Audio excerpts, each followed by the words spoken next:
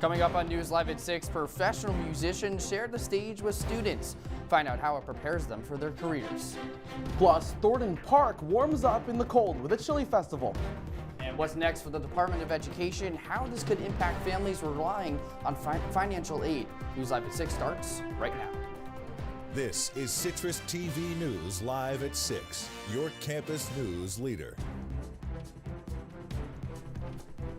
For the first time ever, SU choir students put on a performance with professional singers and musicians. Welcome to News Live at 6. I'm Max Williams. And I'm Richard Mai, in for Marie Achkar. If you were walking around campus last night, you probably heard them. Our reporter Caleb Plank was there and has more on how this performance was a special one for SU students.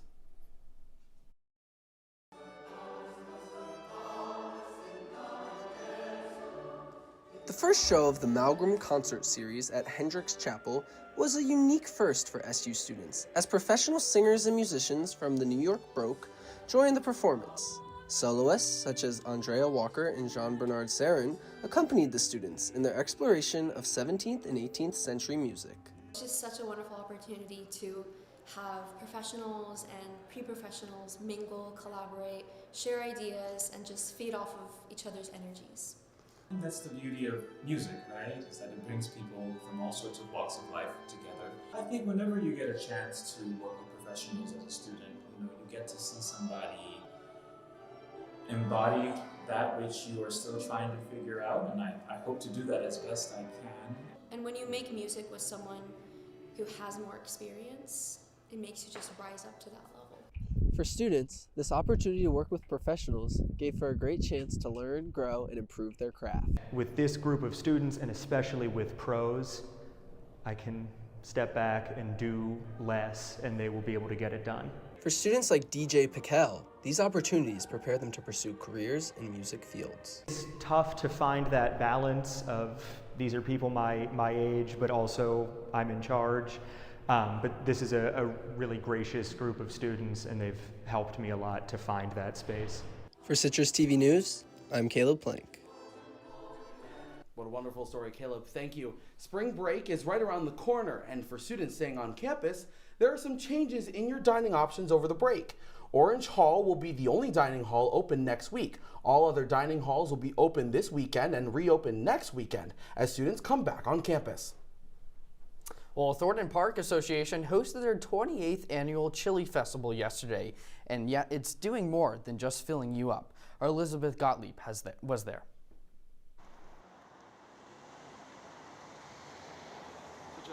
Association hosted their 28th annual Chili Bowl Festival. Community members stopped by to enjoy some chili, family-friendly activities, and live music. The president of the Thornton Park Association, Kate Alwater, says people come back every year for the community. It's a great community event. It's a terrific fundraiser for the Thornton Park Association.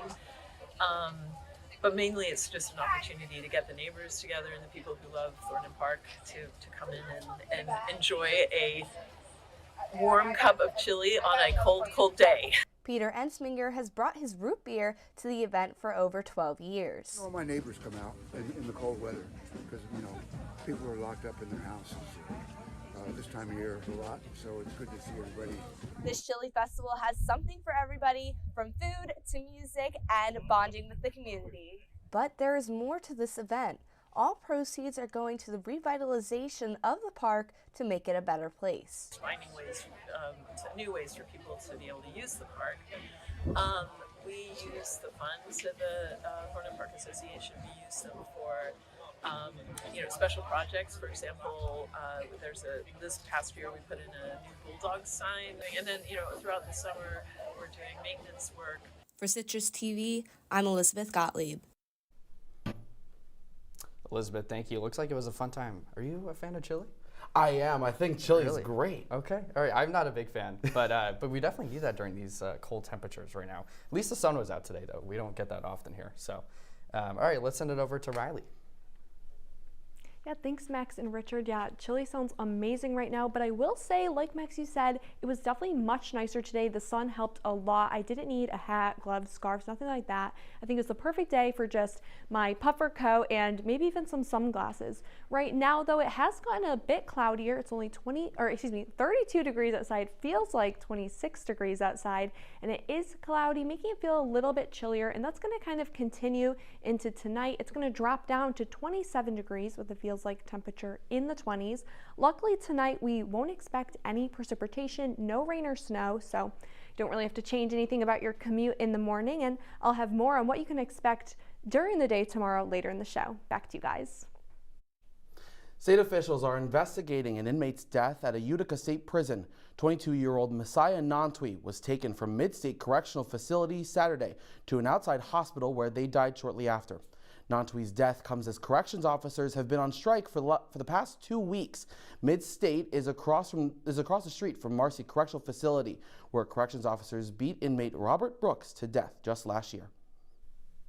Well, tensions continue tonight for thousands of New York State correctional officers as the Department of Corrections and Community Supervision is now canceling their health insurance.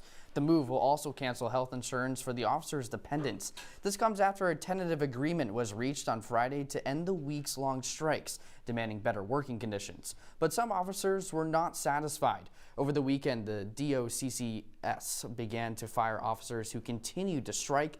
Less than 10 officers have already been fired as of this morning. Well, the Elon Musk-led Department of Government Efficiency is continuing to make cuts. It has already forced millions of federal workers out of jobs, and now veterans could be at risk of contract cuts. Let's go over to Izzy Leibowitz here in studio, who has been following this story for us. Hey, Izzy. Hi. 2 weeks ago, there was a rally at the Department of Veteran Affairs fighting against the VA cuts, run by Democratic lawmakers, union leaders, and veterans. One veteran who is a success story because of the VA's resources shares her message. We cannot allow the people that work behind the scenes to be taken for granted. That's right. Those who ensure that the veterans are getting the care they need, the benefits are processed, that the programs continue to function. I want to say clearly and on the record that their work matters. Yeah. National Federation of Federal Employees president puts things in perspective for veterans. Most people don't know, but veterans make up 30% of the federal workforce. The federal government is the biggest employer of veterans nationwide by a wide margin.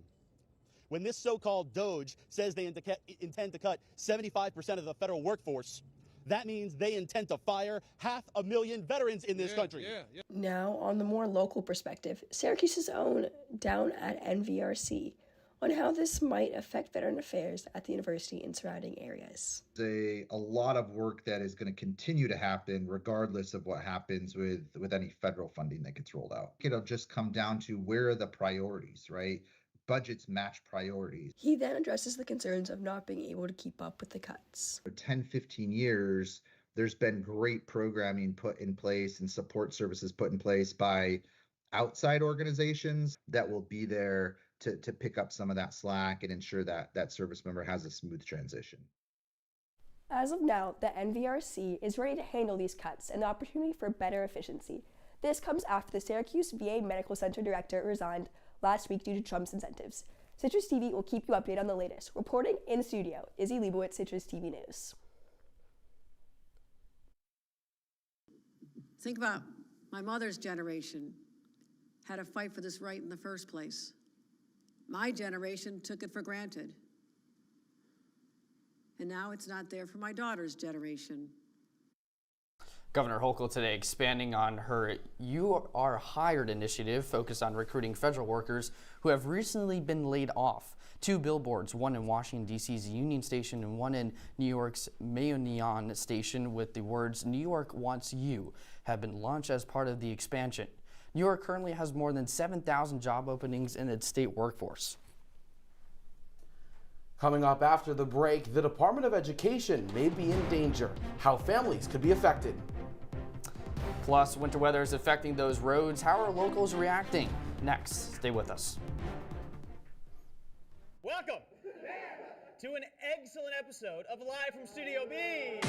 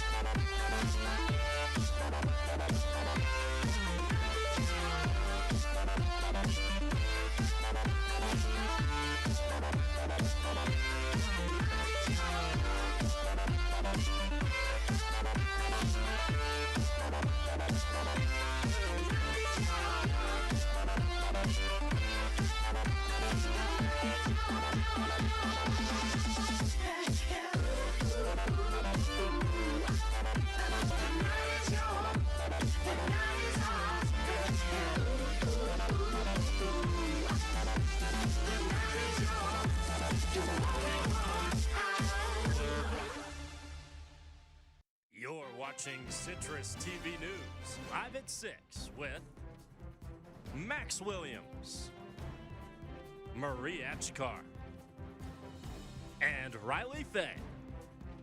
And now, your campus news leader continues. Welcome back, everyone. Concerns are lurking among many Americans that the Department of Education could be fully eliminated.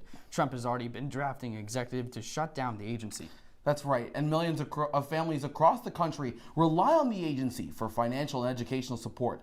We spoke with a family here in Syracuse who says her daughter's education could be in jeopardy. Anja Assam has this one. Life gets busy when you want to help transform a city. Anissa Evans is one woman who strives to do just that for Syracuse. That DOJ report, the one that we did together. Evans is a program manager for the mayor's office. She works on initiatives to improve the Syracuse City School District. The reason? Well, it comes from being a mother of 5. Did you pick out your outfits for Saturday? Yeah, I have my sweaters. Okay. With 3 of her children in college, Evans is focused on guiding her 4th grad on that same path. But with very recent changes in the federal government, a big question remains. Can she expect to receive the same help for her daughter? I'm going to close the Department of Education and move education back to the states. And we're going to do it fast. President Trump criticizes the Department of Education for a high per student cost in public schools. But shutting down the DOE may cost families like Evans's greatly. It could eliminate the aid programs she relies on. It seems like a dumpster fire that's currently going on.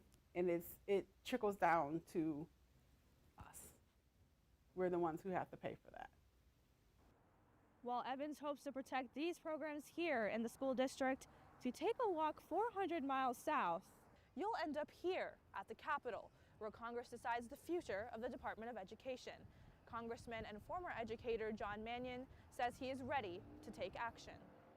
We want to progress as a society, not degress, and these actions are short-sighted. The impact is going to be far-reaching, and I reject them, and I'll always stand up for public education and our students, including our most vulnerable students. Evans says she spent years in survival mode, working hard to build a better life for her kids. But now she feels the government is taking steps back, putting their future careers at risk. Just because you were born into a family that isn't wealthy doesn't mean that you shouldn't have opportunities available to you. Even though Evans worries about supporting her daughter Raylan financially, she still feels she has the support she needs. Since she was able to bring them up like that, I can't sit here and doubt that I can't do the same or even better.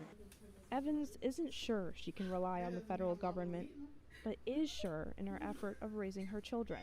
Push Boogie back. Yeah. By building a strong foundation and being their inspiration. Reporting in Syracuse, Anjana Dasam, Citrus TV News. Coming up on Citrus TV News, I'll have the weather that you can expect if you're traveling for spring break. Stay with us. Jason, let's go see your room.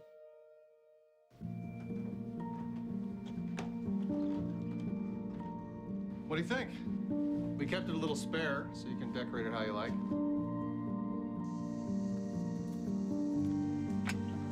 Dinner! Go. Excellent. Soccer is fun. Yeah, I saw you guys out there.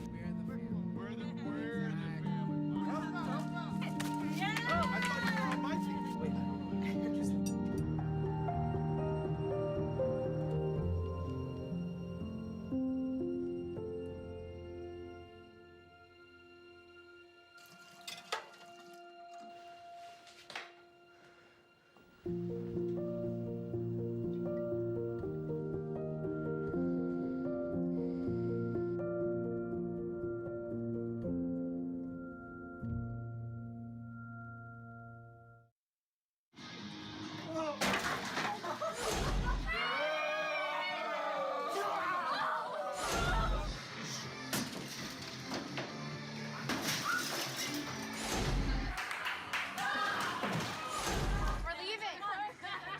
party fouls are pretty dumb.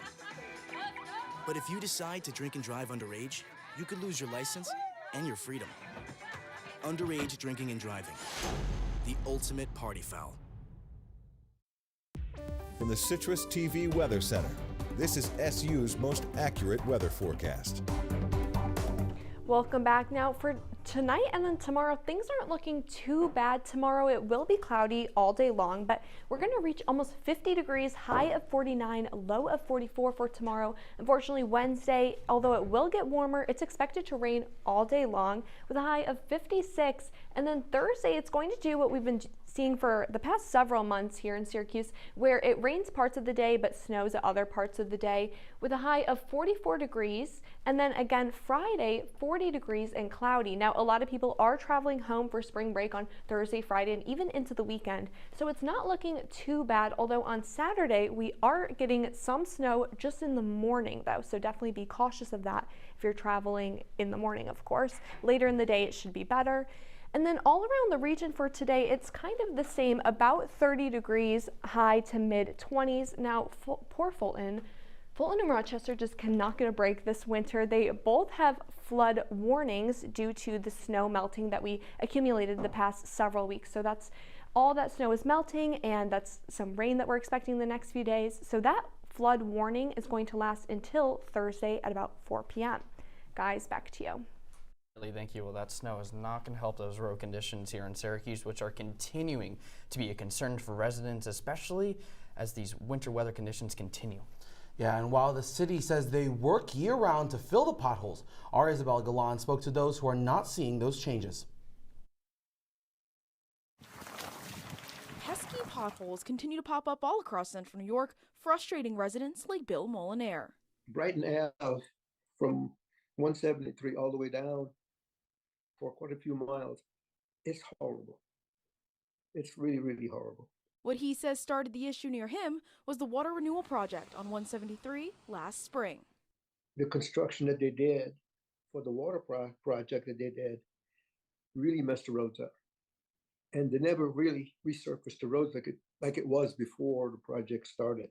The more potholes that go unfilled means more calls to the auto shops. Fellman Brothers auto repair technician Nick Kumo says the biggest issues drivers are facing is their tires. Tire damage in general, yeah. I mean, not just this year, but in the modern era of vehicles, I guess I would say. Not so much suspension problems from it, but yeah, tire wheel issues, definitely. While drivers try their best to swerve out of the way of potholes like this one, the increase in winter weather in Syracuse this year has made that all the more difficult. There's been a lot of cars off the road kind of situations, you know, curb hits and stuff like that due to the slick conditions. Yeah, it's been a pretty rough winter this year. While the city says crews work year-round to repair these potholes, the issue is never fully resolved. I feel like it's an issue that's probably just going to stay. With the snow plows, I mean, every year they just tear up the repairs and it has to be redone. It's just a cycle that never ends. Isabella Galan, Citrus TV News. Well, the Oscars were last night, but they missed one. And the Oscar for Best Segment on News Live at 6 goes to sports. Again, I'm Jish Sokolsky. I'll let you know what happened in the world of SU sports when we return. Jason, let's go see your room.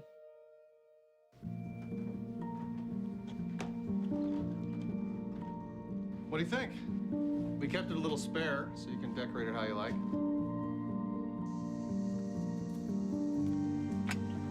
Dinner! Go. Excellent. Soccer is fun. Yeah, I saw you guys out there. We're the family. Yeah! Oh, I thought you were on my team.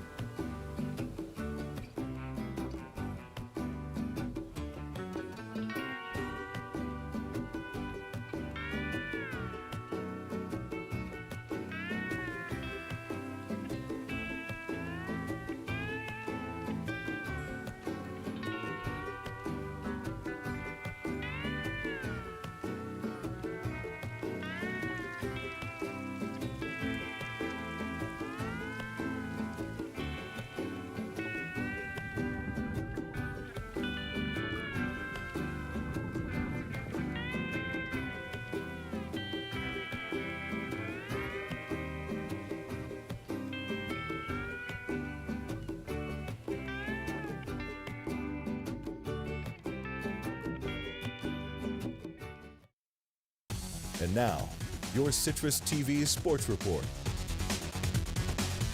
If number 11 Syracuse men's lacrosse flew a little further west, it could have caught the Oscars live. But instead, the Orange struck gold in the Beehive State. Welcome into sports. I'm Jish Sokolsky. We start with sticks on the hill. Syracuse made the trip up to Utah in hopes of shaking off a 2-game skid, and we'll tell you exactly how they might have done that. Let's start off in the Golden State of Utah. Johnny Mullen wins the opening faceoff, and the Orange were in business early. Luke Roa wraps around goal line extended, finds the bottom of the net. 4-0 Syracuse. They lead 7-1 after the first quarter, and they weren't done yet. Pass from X to Finn Thompson, who finishes the job. 11-1 halftime lead for the Orange. Utah made it a little interesting in the second half. Colby plots the long pole, fights off the contact, and finishes. That makes it 11-2. But it was too little, too late. Empty net opportunity. Billy Dwan, the long pole. Swing it from beyond half field. That'll do it. Syracuse takes down Utah 15-5 on the road in Rice-Eccles Stadium. A really good bounce-back win for the Orange. It looked a little not promising in the third quarter because Syracuse didn't score at all in that frame. It looked like the Orange were about to choke, but Fogo John Mullen, defenseman Billy Dwan, and Michael Grace each collected their first goals of the season to seal it in the fourth. None of it would be possible without the efforts of Jimmy McCool in net. The redshirt sophomore only allowed 5 goals after being benched last week for giving up 10 to Harvard. That game was really never in question and overall doesn't mean much to to the season. But those two things can't be said about SU men's basketball in Blacksburg this weekend. If Syracuse beat Virginia Tech, it would clinch a spot in the ACC tournament. So let's see if they did it or not. Starting off in a very, very packed Cassell Coliseum, not quite the same as Lane Stadium.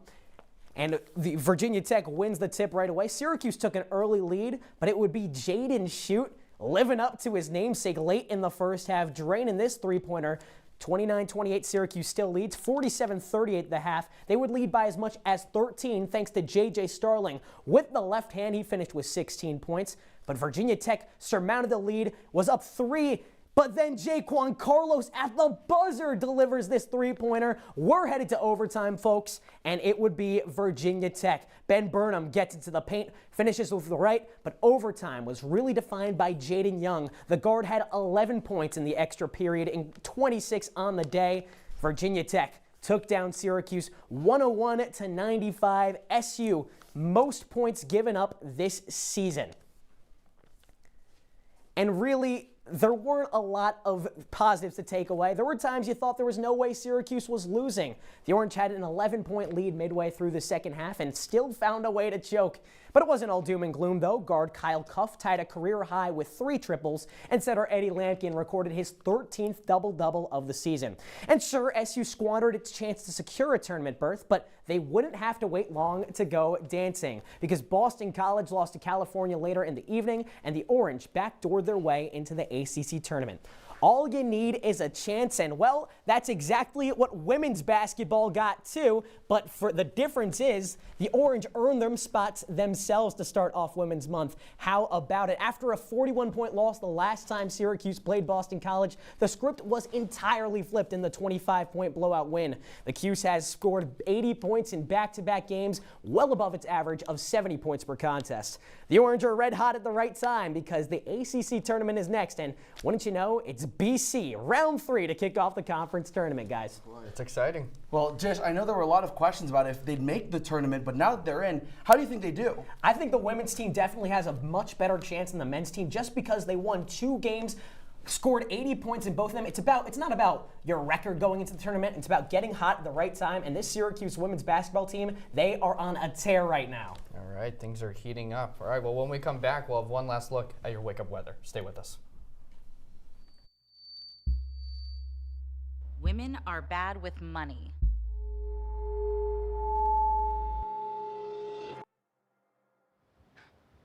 That's what the world's been saying for centuries. But now, we've got something to say. Save it. Save the old-fashioned advice, the empty excuses. It's all worthless, unlike us. To our fellow females, it is time to save ourselves by saving our money. Contributing to our futures investing in our independence. Until we're no longer 80% more likely than men to live in poverty in retirement. So again, we say to that, Save it. The falsehoods, the feelings of fault. Then the funds. learn how to save for your retirement at wesaysaveit.org. Did you hear about the pony with a sore throat? He was a little horse. Can I tell you a cat joke? Just kidding. Why couldn't the Why was the basketball court all wet? Why? Because the players kept dribbling all over it. Where do cats go on vacation? New York.